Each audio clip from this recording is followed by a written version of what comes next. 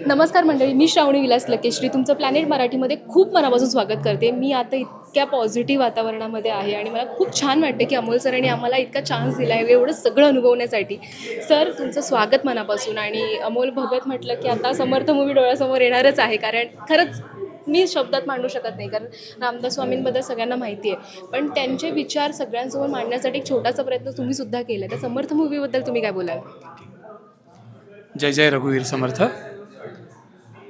सगळ्यात पहिल्यांदा म्हणजे आपण सगळेच जण, म्हणजे मी एक पिढी तुमच्या आधीचा आहे, पण आपल्या सगळ्यांनाच शाळेत मनाचे श्लोक हे शिकवले गेले. हो. आजही बऱ्याचशा शाळांमध्ये, कॉन्व्हेंट नाही पण इतर मराठी माध्यम किंवा सेमी एज्युकेशन मीडियम्समध्ये मनाचे श्लोक हे शिकवले जातात, मुलांना पाठांतर केले जातात. पण ते ना पाठांतर होतं. हो. म्हणजे मलाही या सिनेमाच्या निमित्ताने लक्षात आलं की आपण मनाचे श्लोक आजवर आपल्याला पाठ आहेत, हो. पण आपल्याला ते आत्मसात करता आलेले नाहीत. त्यामुळे सगळ्यात पहिल्यांदा जेव्हा मागच्या वर्षी योगायोगानं रवींद्र पाठक यांच्याशी भेट झाली आणि ते एका अ, सहनिर्मात्याच्या आणि क्रिएटिव्ह प्रोड्युसरच्या शोधात होते आणि माझी गाठ त्यांच्याशी पडल्यानंतर त्यांचं प्रवचन सगळ्यात पहिल्यांदा मी ऐकलं. ओके. आमची भेट त्यांच्या प्रवचनाच्या दरम्यान झाली. सो एक व्यावसायिक माणूस आज राम सेवेसाठी पण तेवढाच वेळ, तेवढीच एनर्जी देतो, हे बघून एक भारावंडेपण पण झालं. आणि आपण किती स्वतःला बिझी करून ठेवलं आहे याचाही एक साक्षात्कार झाला तिथे. आणि because I come from a event management background. माझी इव्हेंट मॅनेजमेंट फर्म आहे, A3 events and media services. Events करतो, वेडिंग्स करतो आणि फिल्म्स पण करतो. पण अशा थोड्या आध्यात्मिक किंवा प्रबोधनात्मक विषयाशी कधी एकरूपता झाली नव्हती. तसे कधी चित्रपट आलेही नाही करायला. पण पाठक सरांच्या पहिल्या भेटीतच कळलं त्यांची जी तळमळ होती, की आजही तू बघितलंस की प्रवचनाला आलेली माणसं ही सगळी 70-80ची आहेत. आणि आपल्याकडे तेच होतं ना, प्रवचन हो. म्हणलं, प्रबोधन हवं आहे म्हटल्यावरती ज्येष्ठांनाच तो वेळ देता येतो किंवा तरुण तितकं त्याच्याकडे वळत नाहीत. सो त्यांचा असा विचार होता की मग पिक्चर हे ते माध्यम असेल का, चित्रपट हे ते माध्यम असेल का, की जेणेकरून तरुण वर्ग येईल.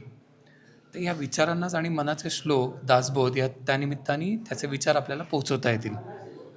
त्यांचा हा विचार ऐकूनच कुठेतरी प्रेरित व्हायला झालं. आणि आपल्याकडनं काय उठून काही असं कार्य घडत नाही. हो. आपण म्हणजे मी ऑफकोर्स देवाला मानतो, त्यामुळे मंदिरामध्ये जाणं होतं, पण आपण धार्मिक पर्यटनच करतो हो. एका अर्थाने. किती सोलफुली आपण त्याच्याशी एकरूप असतो हा एक प्रश्नांचाच मुद्दा आहे. पण या निमित्ताने ते करता येईल अशा ह्यानी त्यांना म्हटलं, मी उडी घेतली तुमच्यावर, आपण मिळून हे कार्य पुढे नेऊयात समर्थांच्या कृपेने. आणि मग एक एक करत योगेश फुलफगरसारखा एक उत्तम दिग्दर्शक आम्हाला मिळाला. केदार पंडित सर असतील, रोहित राऊत असतील किंवा ही सगळी कलाकार मंडळी आहेत, ही एक एक करून जोडली गेली. आणि आज समर्थ हा एक मनोरंजनात्मक चित्रपट ज्यातनं प्रबोधनही होईल हम्म. असा तो बनलेला आहे. टीझर तर खूप चांगल्या पद्धतीने रिसीव्ह झाला आहे. चित्रपटातली प्रार्थना जी शंकर सरांनी गायली आहे तीही सगळ्यांना खूप भावती, आवडती आहे. ट्रेलर काहीच दिवसात प्रदर्शित होईल. त्यामुळे जितकी उत्सुकता तुम्हा लोकांना आहे तितकी आम्हालाही आहे की how it is going to receive. आणि आजच्या काळात हे अशा पद्धतीचे चित्रपट बनणंही तसं होत नाही आहे. दिग्पाल लांजेकर सरांकडनं आपण शिवचरित्र, शिवाष्टक बघतो आहोत, त्यामुळे ते आपल्याला कळतं आहे. मुक्ताई त्यांनी आणला, हो. तुकाराम आणला. तर ह्या सिनेमांमधनं मुलांना चरित्रपट बघायला मिळत आहेत. बरोबर. पण आजच्या काळाशी ते विचार कसे संलग्न असू शकतील किंवा आजही तुम्ही ते विचार बाळगलेत तर तुमचं कसं यातनं सुटका होऊ शकेल किंवा हाऊ यू कुड फेस दिस चॅलेंजेस, हे या फिल्ममधनं नक्कीच तुम्हाला कळेल अशी आशा मी आहे. माझ्याकडे माहिती आहे. आपण जेव्हा आता पूर्ण गाणंसुद्धा ऐकलं, वेण्णा स्वामीजींनी जे गायलं आहे, जे त्यांनी गायलंसुद्धा होतं, स्वतः लिहिलंसुद्धा होतं, त्यानंतर तेहा टॅगसुद्धा त्यांनी केला. म्हणजे आपण असं म्हणतो की बऱ्याच गोष्टी असतात ज्या आपल्याला माहितीच नाही आहेत की किती लोकांनी काय काय केलं आहे. आणि वेण्णा स्वामींसारखं सुद्धा एक समोर आलं, ते खूप इमोशनल होतं. पण हा पूर्ण चित्रपट करताना एक पॉझिटिव्हिटी आणणं आणि एकदम मानसिक ताण तणाव दूर करणं, हे तुम्हाला जाणवलं का त्यावेळेला? 100%. म्हणजे मुळात चित्रपटाची सुरुवात देखील आम्ही करताना कोकणातल्या शेड्यूलने केली. मुळातच कोकण इतकं निसर्ग संपन्न आहे आणि शांत परशुरामाची भूमी आपण म्हणतोच. आणि लाडघर नावाच्या ठिकाणी आम्ही ह्या चित्रपटाचं शूटिंग केलं. तिथलं घरही आम्हाला योगायोगाने एका समर्थ भक्तांचंच मिळालं. त्यांनी ते देऊ केलं मोठ्या विचारांनी, मनानी. आणि ती वाडी इतकी शांत होती की तिथं वाहन येत नाही, अशा ठिकाणी आम्ही होतो. ऑटोमॅटिकली त्या वातावरणाने पण शांतता आलीच. आणि त्यातून ज्या पद्धतीचे सीन्स, ज्या पद्धतीचं वातावरण तिथे अपेक्षित होतं, त्यात आम्ही एकरूप होऊन गेलो. आणि ते ऑटोमॅटिकली लोकांमध्ये ती शांतता होती. आम्ही राहतही त्याच परिसरात होतो, तर मग येण्या जाण्यासाठी पण खूप वेळ गेला वगैरे, असं काही झालं नाही.